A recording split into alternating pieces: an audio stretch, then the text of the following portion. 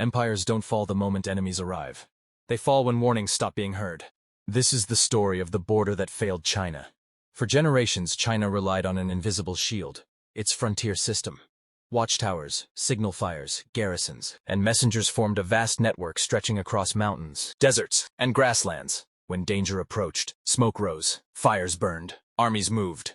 But during the later Song era, that system began to decay.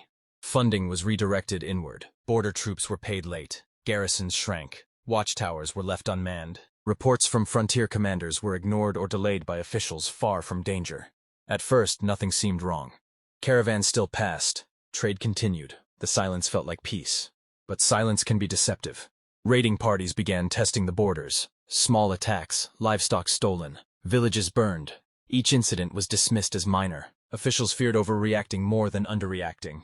The warning fires were lit less often. Then, not at all. Local commanders hesitated to send alarms, knowing false warnings could end their careers. Messages sat in offices waiting for approval. By the time responses came, attackers were gone. The frontier stopped being a shield. It became a blindfold for enemies watching from beyond China's borders. The lesson was clear. The empire was slow, divided, and uncertain. The great defensive systems of the past still existed, but only in structure, not in spirit. China still believed walls would warn them. But walls do not speak when no one listens. When larger forces eventually moved, there would be no early warning. No time to prepare, no chance to mobilize fully. The border that once protected China had failed quietly, long before history recorded its collapse.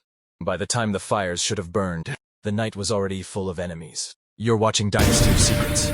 Subscribe and follow the real history behind China's greatest turning points.